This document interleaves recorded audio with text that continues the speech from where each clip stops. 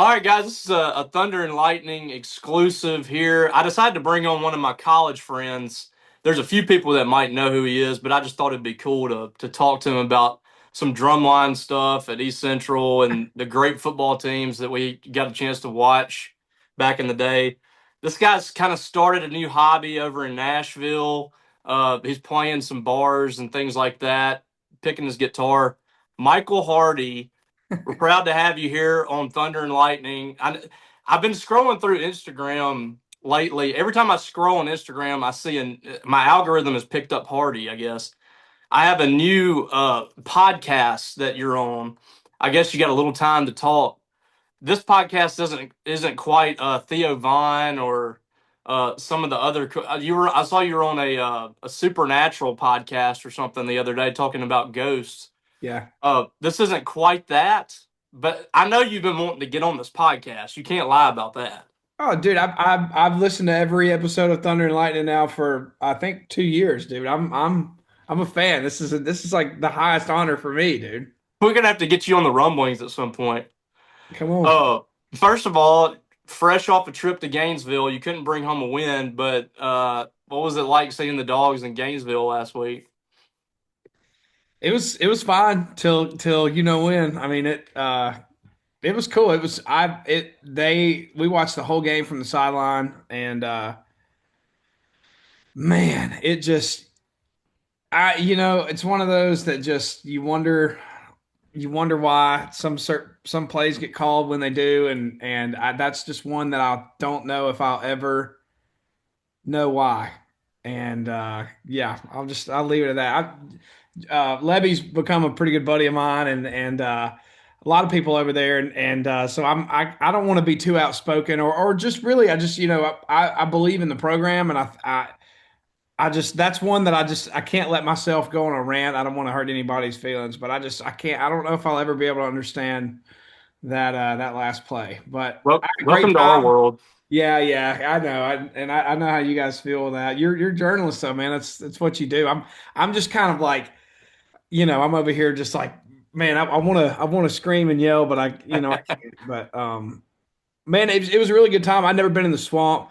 It is cool here. Seeing him walk back down that's cool. Like it's one of those where you just got to go and see it in person to really get it, and it was very cool.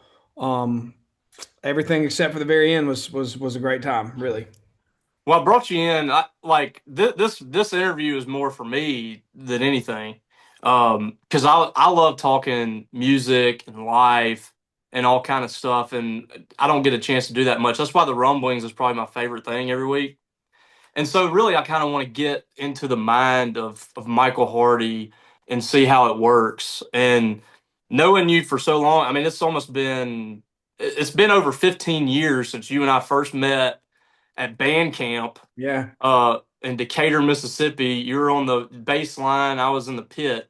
Yep. And you and I had a lot in common. We had a lot of the same musical taste and things like that. But it still always blows my mind to see how far you've come and the direction that your life took. Because I always knew you as a very musical person, but I never actually pictured this for your life. And that's the cool thing about it is you kind of made it. You made this your life. And one of the things I want to talk about was these tours that you've been going on lately. You started off, I remember a few years ago, you're playing Rick's, which is kind of crazy. You're playing Rick's with Morgan Wallen, Yeah. and to see where you are now, him too, is really insane. That kind of speaks to Rick's too, how they're able to kind of see the talent before it really Yeah. gets to where it is. Totally. But these two headliner tours you've been on, how crazy was that? You ended the tour at Madison Square Garden, and then last year you're playing Duty Noble and some cool atmospheres like that. I mean, how crazy has this life been the last couple of years for you? It's been pretty wild. It's like the new. I mean, I've been touring now for 7 years, which is crazy to think that that much time has gone by.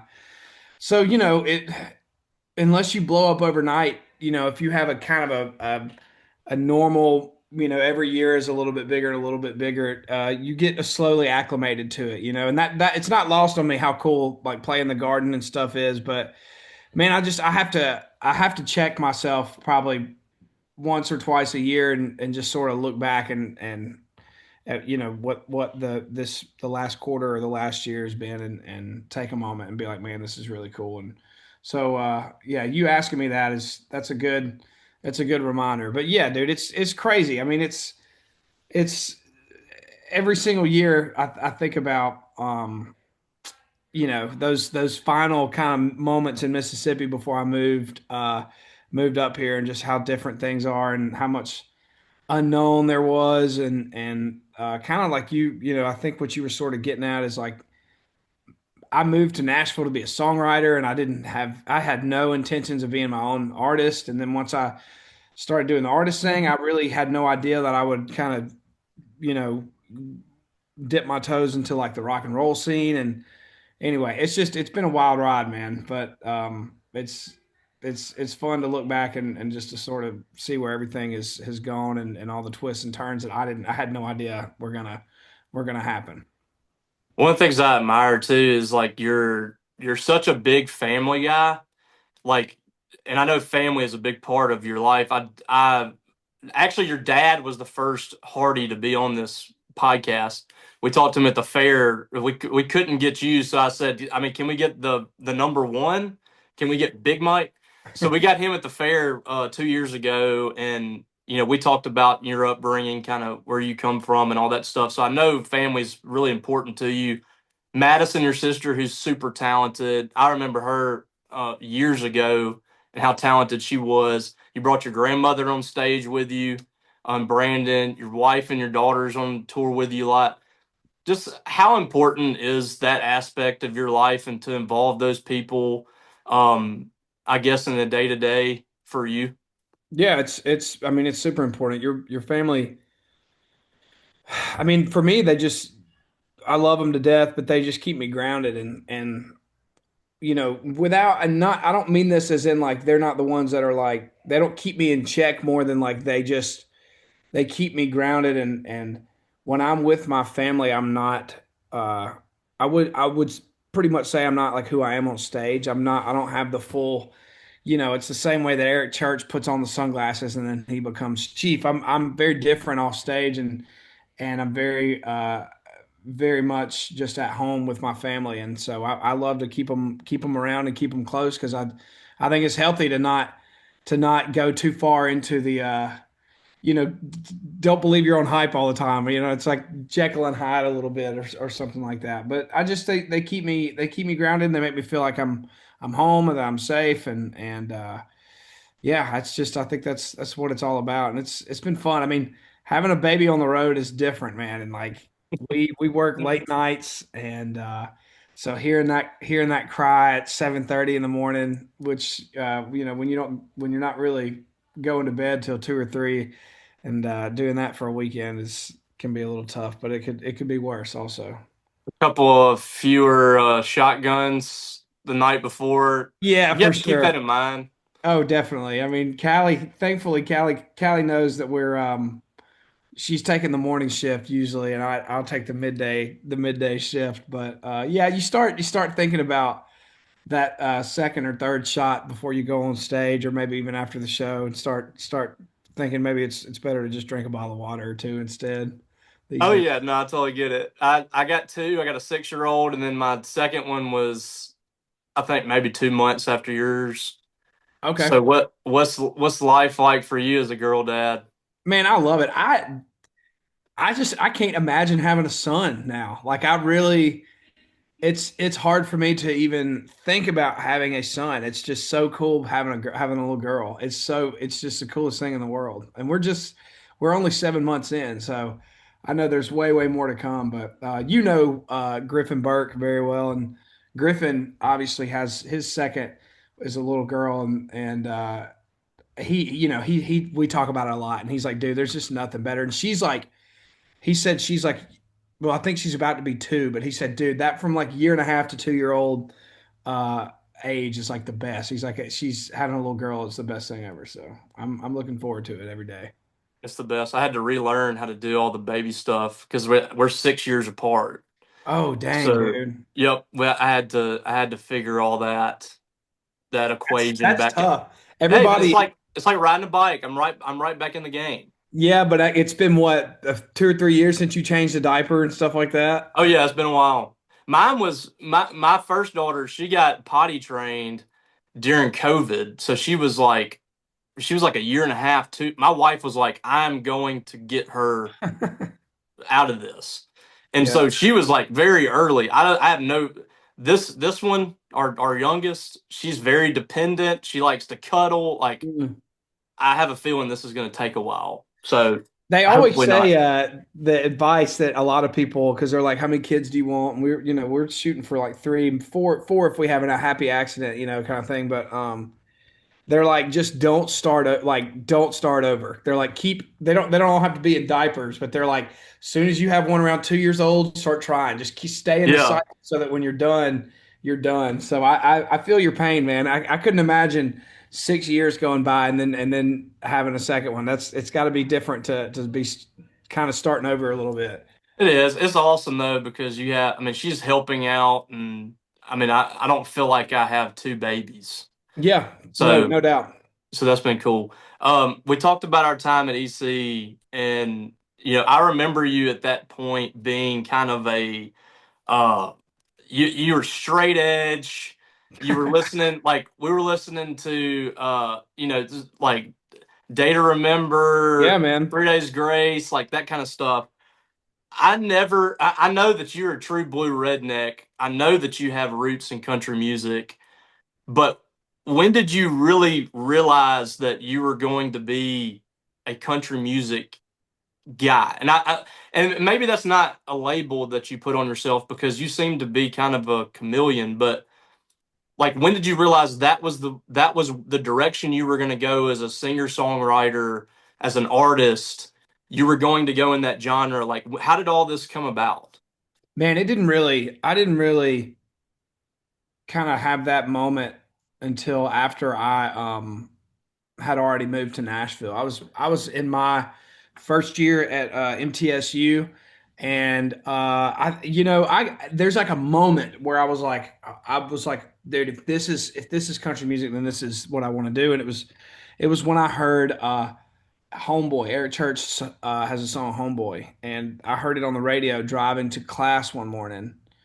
And I was still, at the time, like I was writing these songs that just didn't sound like anything, and it was just there. It was like incubator songs, you know what I mean? It's like I was still like figuring it out and trying to figure out like how to write a song and what my thing was going to be and my sound and all that. And man, there's just something that struck a chord with me with that. And I had already been like a big Eric Church fan, but I didn't know if I didn't know what I wanted to do with my music yet. I really had not figured it out.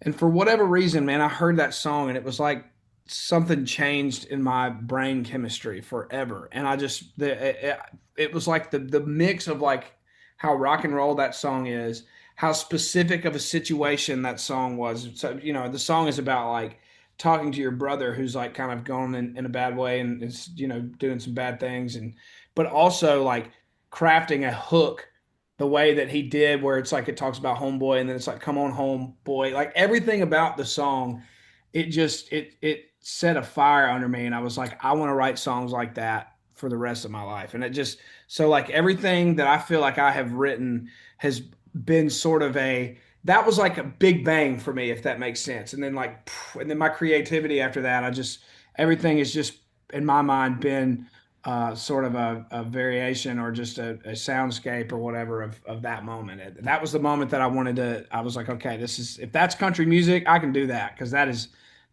sick. That's Yeah. where it So started.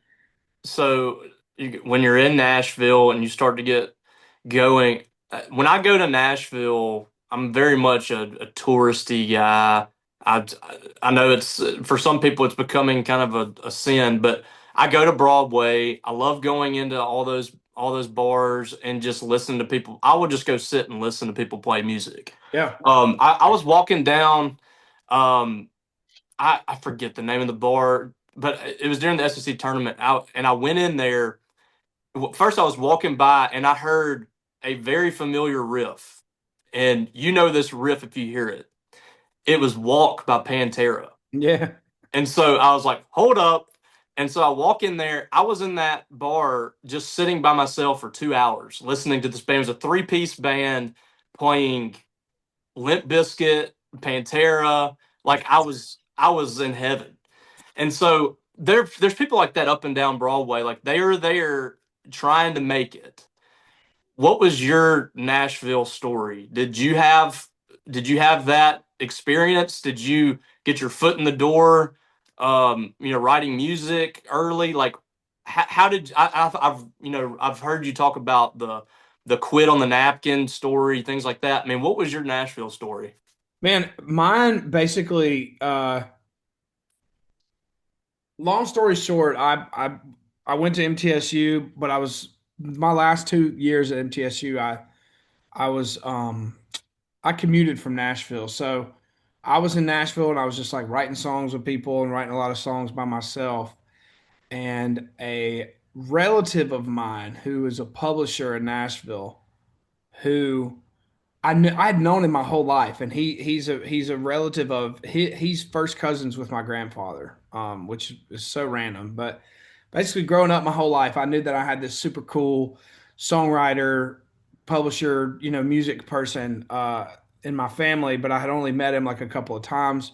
Long story short, I had been putting these songs on my Facebook, or like putting songs on YouTube and stuff like that. And he eventually wrote me on Facebook. I think he wrote on my Facebook wall back when that was still, like a thing. Did And he poke you?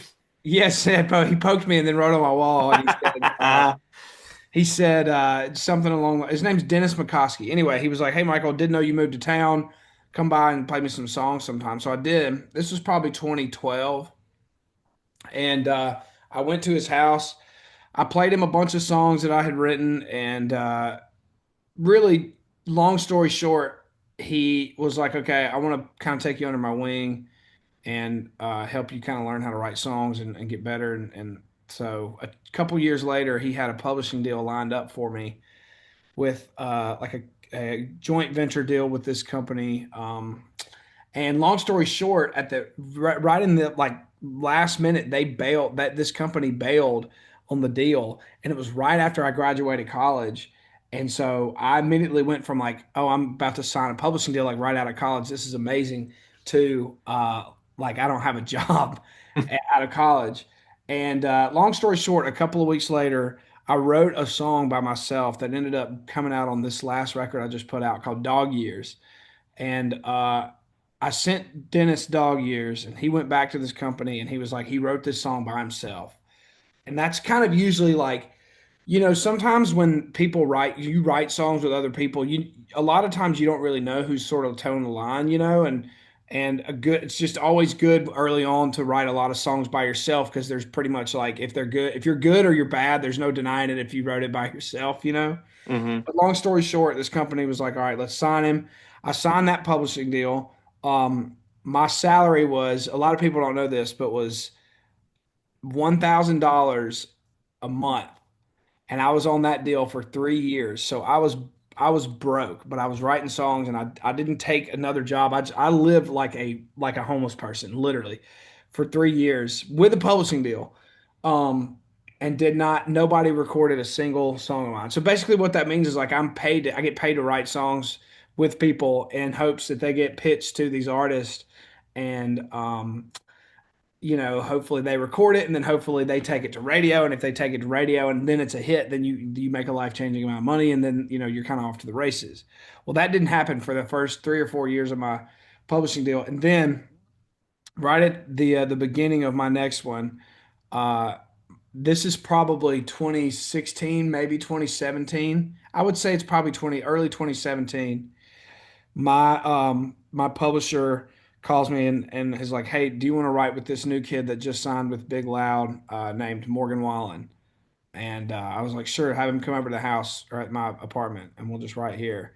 So the next day, this little skinny dude pulls up to my house, and anyway, we wrote a song, and it was not even a song that ever got released, but um, that we struck up a friendship. And about 6 months later, I wrote a song called Up Down, and I sent it to Morgan Wallen, and that ended up being my first number one. And then after that, kind of all hell broke loose, and I had gotten in the Florida Georgia Line camp because of that, and wrote a bunch of songs for them, and God's Country happened around the same time. It went from like no 8 years of having no success to I think in 1 year I went from getting no cuts, meaning like nobody recorded my songs, and then within 365 days from my first cut, I ended up getting like 40 or 50 in a year, and it just kind of went crazy for a while after that. Did you know? Did you know Morgan? Whenever y'all met, did you know of him? I know he had been on The Voice or something. Yeah, Did I you kind knew of know him about him? because when he came over to the house is when The Way I Talk had just died at radio. People don't know this either, but that song was kind of a flop at radio. It died at like number 30 on the radio chart. But just with his success, it's it's obviously massive now just because of how big he is. But that was his first single, and it actually did not perform well at radio. But I knew that song, and so I was like, man, this song is sick. Like this, I like his voice. This is a good song. So I was like a fan. So when I got the call to see if we wanted to write, I was like, yeah, absolutely. But still never knew, I mean, a couple of years later, I'm on tour with him and like he's having great shows, but you still there was just no way of knowing how big he was gonna be one day. It was just it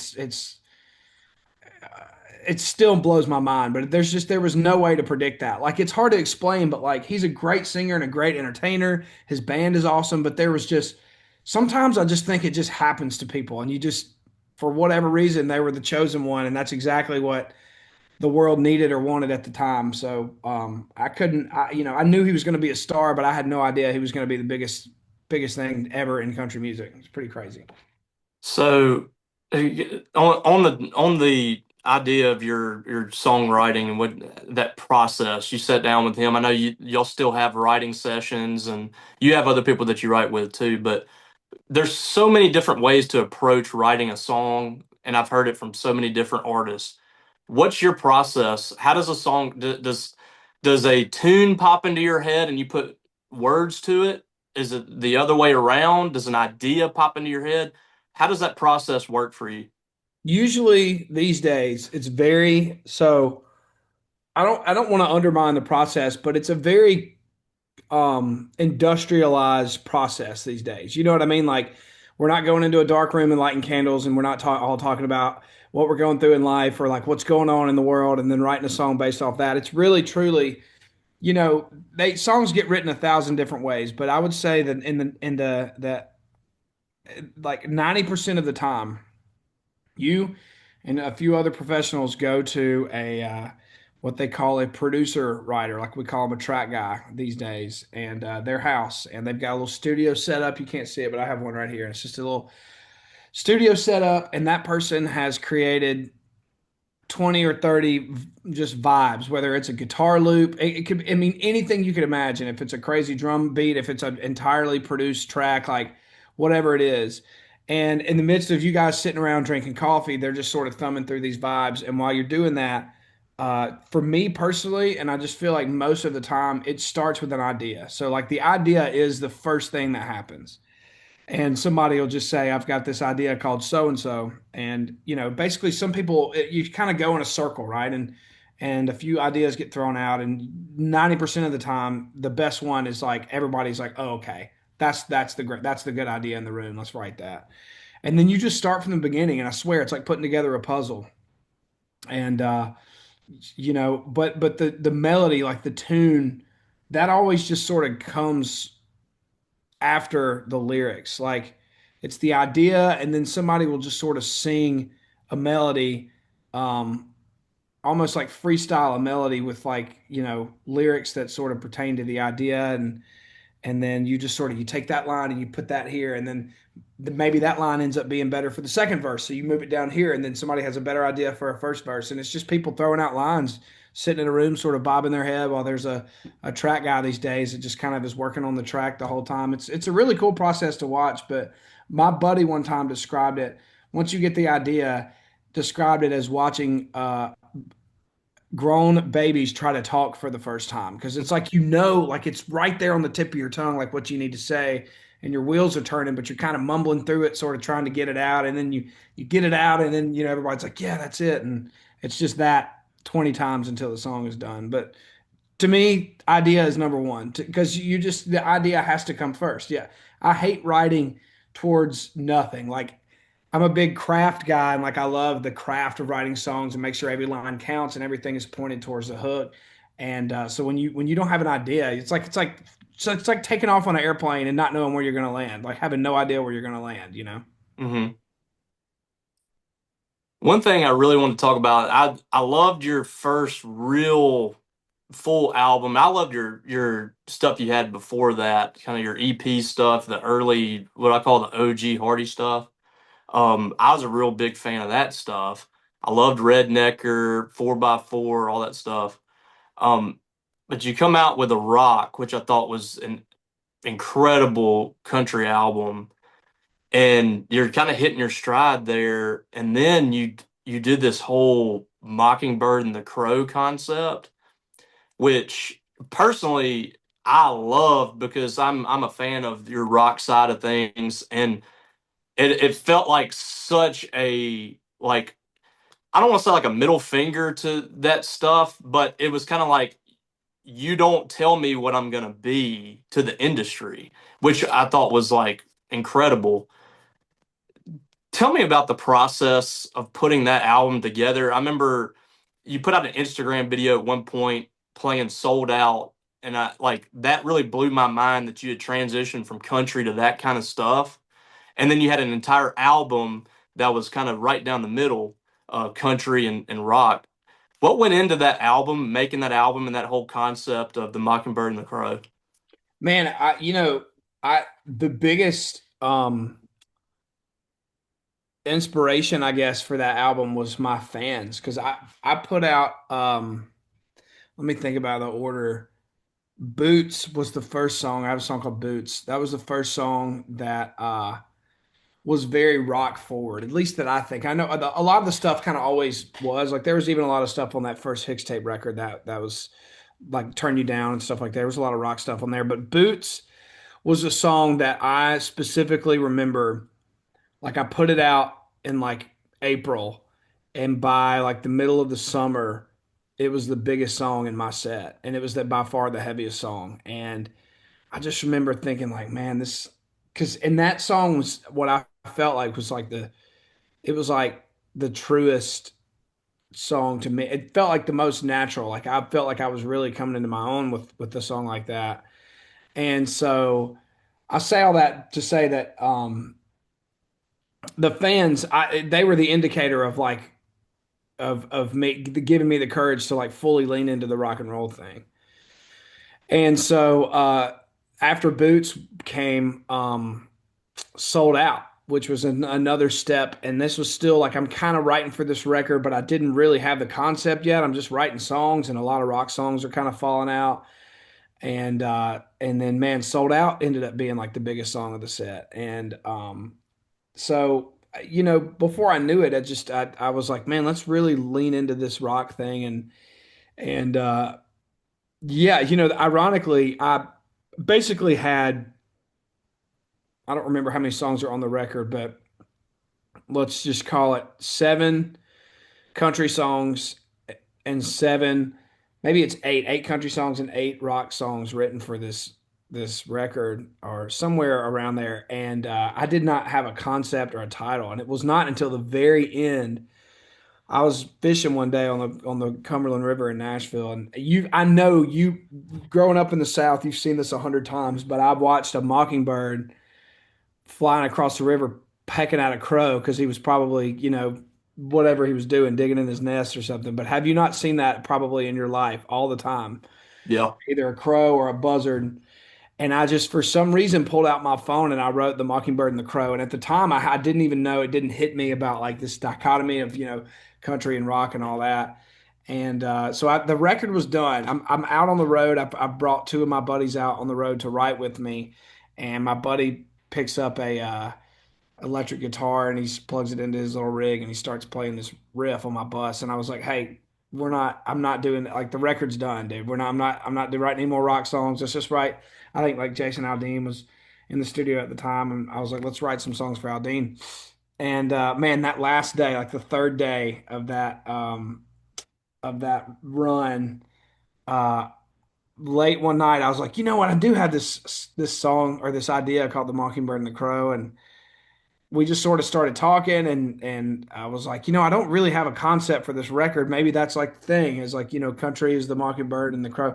Anyway, so a lot of people don't know, but that was the last song for the record, and so the concept that kind of got written at the very very end, and man, I wouldn't have it any other way. It tied it together perfectly, and I mean that song is all or that album and that song in particular. I've never had a lot of trouble with my record label or my management or anybody with telling me what to do. Believe it or not, they've been super supportive. And I think a lot of times or I think a lot of that song is really more of an internal struggle with like, wondering how far I should push the boundary and wondering if I, if I want to be proud and stay true to myself and really push the boundary or if I play it safe and stick to the country thing. I don't know. It's a lot of like the kind of an internal struggle with that song, but man, it's that album still to this day. I really do think in 20 or 30 years people will look back and I think that hopefully there will be more, but that will be that'll be my Back in Black, that's kind of my cornerstone moment because I think it really introduced everybody to really who I was as an artist and that I can do both. Really amazing concept. And the song itself was amazing because it starts off as a country song and it's kind of got that, vibe to it. And in the middle of the song, you can feel the energy change into that rock side and it goes into the rock part of the album. Like it's amazing that you say that was the last thing that you talked about because it Yeah. fits so I perfectly in the know, middle of dude. the We got album. so lucky. Like we got so lucky with it because and when we wrote it, I was like, oh, this is okay. Never mind. I'm an idiot. I was like, this is the idea. This is the perfect transition, and it happened to work out like that, man. I got super lucky, but it did. It kind of turned it into a piece of art or something, man. We just got lucky with it coming in at the very last minute. I listened to that song. I think it came out at like 11 or midnight one night, and I really had no idea what to expect. But I had to listen to it three times. It was amazing. That's awesome. Um, the last time we spoke in an interview setting was in your hotel room in Omaha, across the street from the ballpark. We did a story. You had just started to really take off as an artist. Um, and one of the things that you were setting up that year was going to the Neshoba County Fair, and that was like kind of a bucket list item for you. You're two or three rows away from the grandstand growing up, and that's a place where you grew up over there at the Neshoba County Fair. But I know another cool thing that you were able to do, maybe a bucket list type item, was playing Duty Noble. And you weren't the first person to play there, but you were the first to have that kind of concert, a big blowout.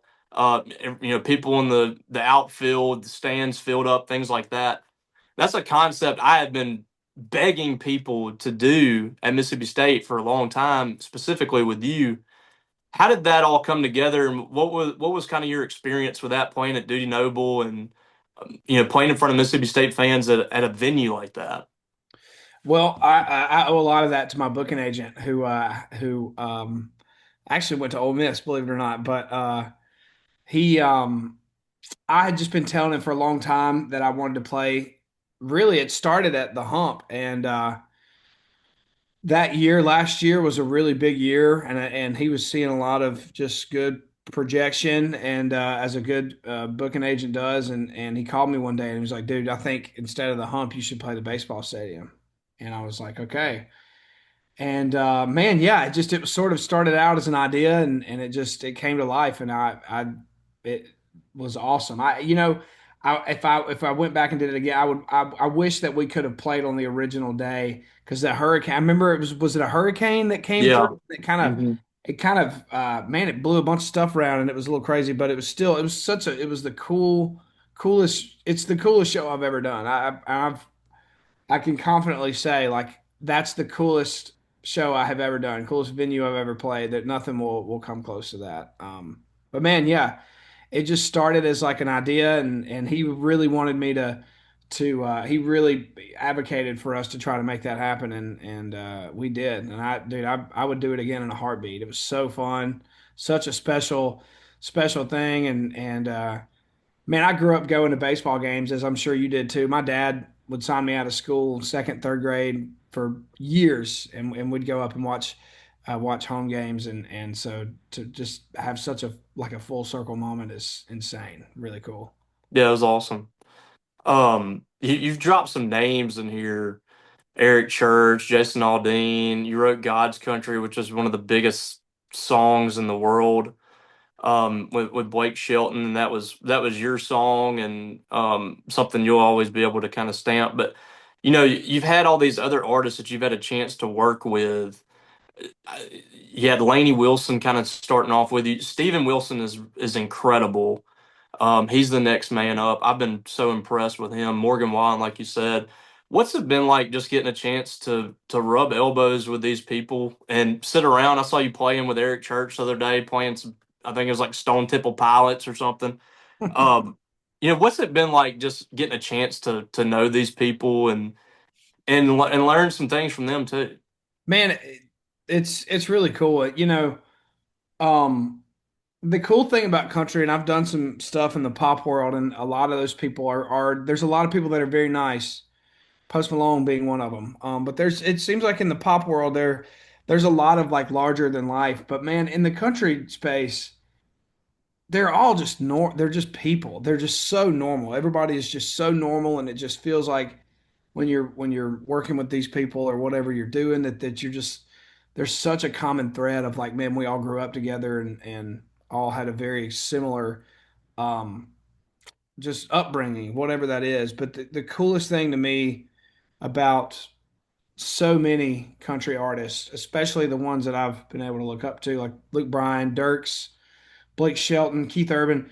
They are extremely kind, and that is to me like that's the best lesson or mentorship or whatever you want to call it. Like that to me is the number one thing that I take away from being around those people is how kind they are and um, how they really go to bat for like the younger generation, which makes me want to do that. When I meet somebody or a kid that moves to town that's a young artist and he wants to work with me or even meet me or whatever, and just to pay forward the kindness that those people showed me and do whatever I can to help the next generation because I cannot stress enough how much my mind was blown at just how nice everybody has been. And it's just that's my favorite thing about the Nashville community, especially in the artist space.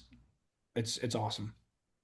Kind of bouncing off of that, I wanted to ask that one of the things we haven't really talked about is the Hicks tape stuff, Yeah. and that's some of your best stuff. Like when you look at, I mean, she went to Jared, or he went to Jared, came from there, right? Yeah, And sure did. ain't One no beer place was like technically a Hicks tape song. That was my first there you number one. go. Uh, ain't no place like Hometown, which has gotten really popular in at Mississippi State. They play it all the time, That and used to be Luke Hancock's walkout song. it got real big in 21 when they won the title.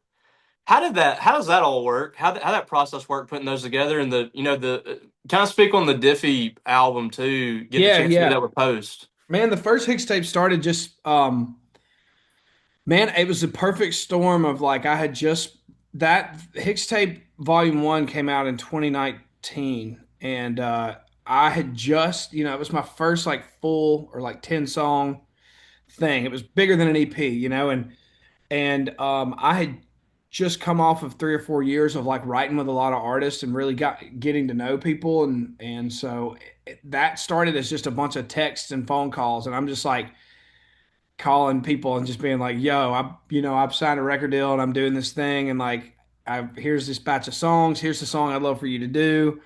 So and so's in. So and so's in. This person's doing it. I mean, just kind of plugging myself like I felt like I was out on the street corner selling, candy bars for my baseball team or something. But dude, and people just, people were into it, and we kind of looked up and was like, damn, we have the feature list. Like we're done. And it turned into something really cool after that. And it just Hicks Tape was born. And the next record, I didn't sing on every song, which I think was cool. I think that just introduced the concept of like it's a mixtape, and I'm not going to be on every song, but it's just they're all like fun party songs and this and that. And then yeah, so then the Joe Diffie thing happened. Obviously, Joe Diffie passed during COVID, and my manager just had a great idea to do a Joe Diffie, and all of those recordings are all the original recordings. His son Parker, basically, for lack of a better term, in Joe's will, passed down his master recordings to his son, which he gave my record label permission to use.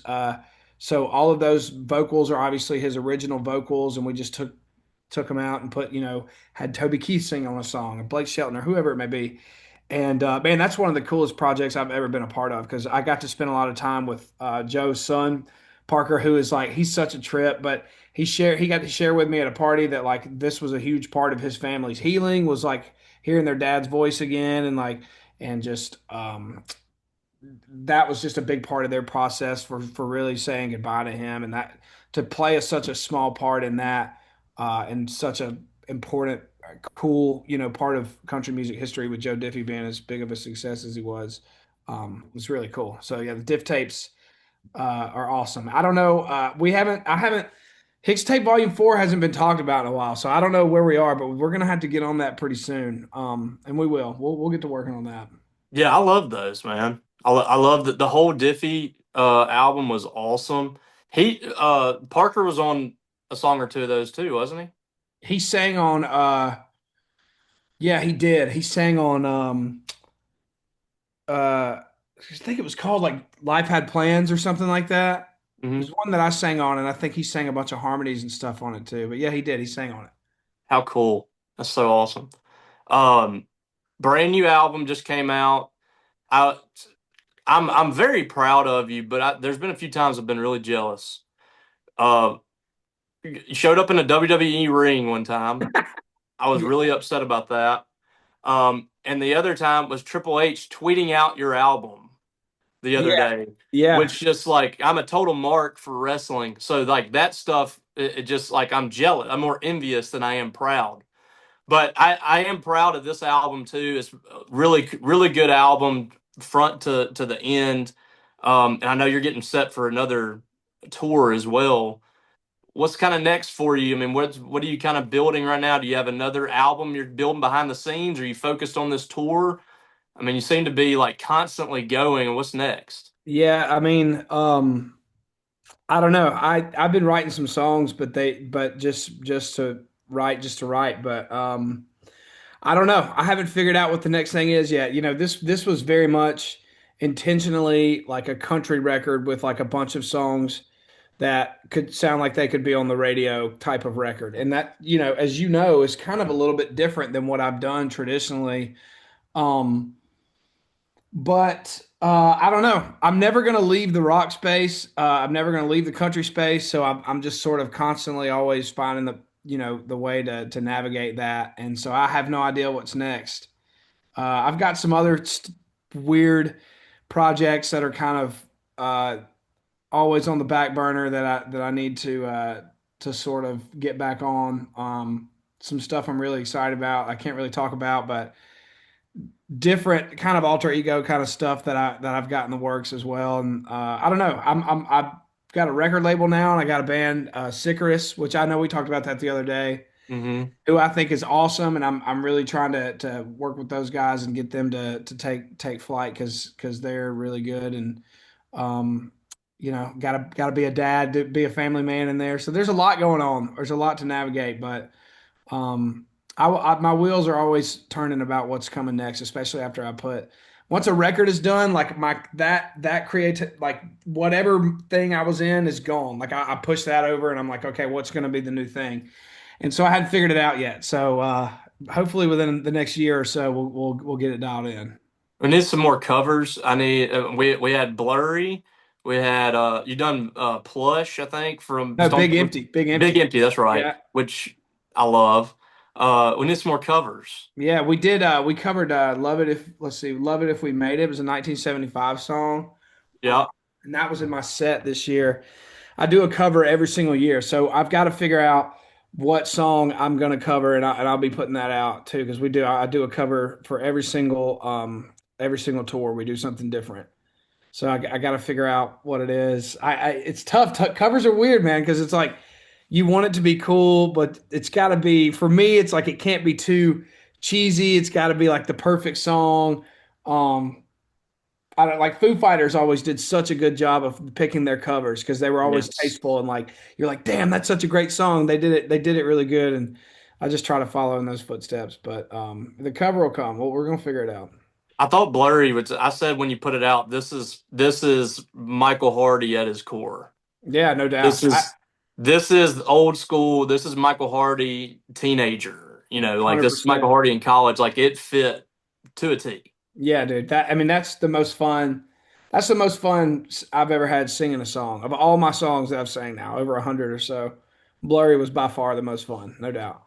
So with that said, like what do you kind of consider your major influences in music? And it could be local people, people that you grew up with, or the music that you listen to. I mean, who's your biggest influences? Well, I mean, I owe my dad. My dad is the guy that introduced me to rock and roll. By he pretty much forced it upon me at a very young age, which I'm very thankful he did. But his stuff was, it was classic rock, and then up to probably around the time that he was doing it, which would have been the mid '90s. So just any of that, he wasn't a big Nirvana guy, but he liked Pearl Jam, and I think he STP and all that. That was his jam. And then around the turn of the century when new metal became a thing, that's when I would say that's when he he passed it to me and just let me take it and run with it because that wasn't really his thing. But He all wasn't a big Corn and Limp not a Biscuit big guy. corn guy, no. But Kid Rock, even that Devil Without a Cause record was super revolutionary and it stuck with me. All the new metal stuff, and I mean I've said this before, but dude, anybody that in the moment says that they weren't a Creed or a Nickelback fan they're a complete and total liar. They can say it now after the fact, but I guarantee you they were all listening to all that stuff. I was the biggest fan, all that stuff, man. And then on into the years where you and I knew each other, and it was like 3 Days Grace and Shinedown was really big then, and Breaking Ben and all those guys. But yeah, I mean, Day to so much remember. rock and roll. Yeah, Day to Remember. So much rock and roll, and then really on the songwriting side, like Eric Church, Brad Paisley were two like big influences with their writing, but from the writing side, I didn't really start like digesting and paying attention to that stuff until I moved to Nashville. And honestly, the songwriters were the ones that were more inspiring to me. So like guys the world has never heard of, but Rodney Clawson, Casey Beathard, Craig Wiseman, just these guys that like they wrote. If you knew the songs they wrote, you'd be like, "Damn, they wrote my favorite songs on the like country songs that I've ever heard." But Hmm. it's those guys; it's their voice. It's like they're the real writers, and so they were the really big inspirations for me as from a writing perspective. Once I got to town, but all that music stuff, man, it's all me and you are we're neck and neck on that kind of stuff, dude. That's weird. We have the same taste, and that stuff heavily, heavily influenced me for sure. I saw Creed twice in the last year. Mm. I was taking advantage of it all. I saw him at Brandon Amphitheater, and I saw him in Memphis earlier this year. With Tremonti My still, right? He's still with him, right? who? Tremonti, they're playing Tremonti? Oh guitar yeah, player. Yeah, yeah. The sick. whole band, the whole band's together, Yeah, and so good. the show is it's the best show I've ever been to. It was a spiritual experience, and I'm not joking. Like I was closing my eyes, raising my hand like I'm at church. And dude. I knew every word, I knew every song, and I felt like I was 10 years old again. I'm like, Yeah, dude. that's and you got to sing on stage. I mean, I did. all Yeah. right, there's the other part I was envious about. You got to sing on stage with freaking Scott Stapp. Yeah, dude. he Nuts. they said that they were playing in town and asked if I would sing a song with him and my manager was like, "Can I connect you with Scott?" And I was like, "Yeah." And so he texted me and I said, "Send me the set list." And Weathered was on the set list and I was like, "Weathered 100%." And plus, I didn't. I was like, "Dude, I'm not going to sing One Last Breath or Higher." You know what I mean? Like, I'm not going to take that away from you guys, man. That's Yeah. y'all's moment. Plus, Weathered to me is just I love that song. So, yeah, did Weathered with him. It was crazy. I was super super super nervous. That was one of the few times that I like got really nervous because I just didn't want to screw up the lyrics. But we got through it. It was good. Awesome. All right, we're gonna get out here with this one. What is your what is your top three songs that you've ever written? That I've ever written. And it could be. I mean, let's keep it within your catalog. Let's Okay. not go with God's Country Okay. or Up Down. What are your top three favorite songs? And it could be your favorite songs to perform or favorite songs you've written. But what's your top three? Putting you on the Um. spot, but every Tuesday I get asked these questions. What's your top three Hardy songs? That's what I get asked. Okay. Number one is "A Rock" is actually my number one favorite song I've ever written. Okay, Um. Number two is "The Mockingbird and the Crow," and number three is "Wait in the Truck." Yeah. that's three bangers. I You mean, I nailed could it. go like Truck Bed or whatever, but that it's those three are songs that like from a writer perspective that I'm proud of. So Yeah, for sure. no, that's great. I told you in 2021 my favorite song off that album that the your first album was "Hate Your Hometown," Oh yeah, man. and I don't even know if you ever really play it, but I love that song. I played it two nights in a row, and I was so out of breath after doing it that I cut it from the set and we never played it again. I tried to play it one day and I was like, "Dang gum, man, I can't even breathe." Dude, it was so brutal, and that was back before I used to not warm up, and I do now, so I could probably get away with it now. But man, back then I was like choking on stage, and I was like, we're not doing this no more. Man, Michael, I cannot tell you how much I appreciate this and you coming on and giving your time so generously. I've been wanting to do this, for a couple of years. I'm glad we finally were able to get it. I'm so proud of you, man. I'm your biggest fan. I've listened to everything you put out, so I mean it's awesome to see you doing this. Michael's going to be on tour, country, in April. Is it April? You're coming to Tupelo? Let It's me. during baseball season. I know. I don't have my. Oh, I do have my phone. Let me Yeah. see. I think it's the Tennessee weekend. State's playing Tennessee in baseball in April, and Michael's going to be at the Cadence Bank Arena in Tupelo, I believe. Yeah, April 10th. It looks like. Okay. So if you don't have your tickets, you got to go see Michael Hardy Yeah, in concert. Incredible show. I've been to two or three to this point. I'm gonna try to get to another one, but I appreciate you, brother. Great to talk to you. yeah, you too, man. See you next time.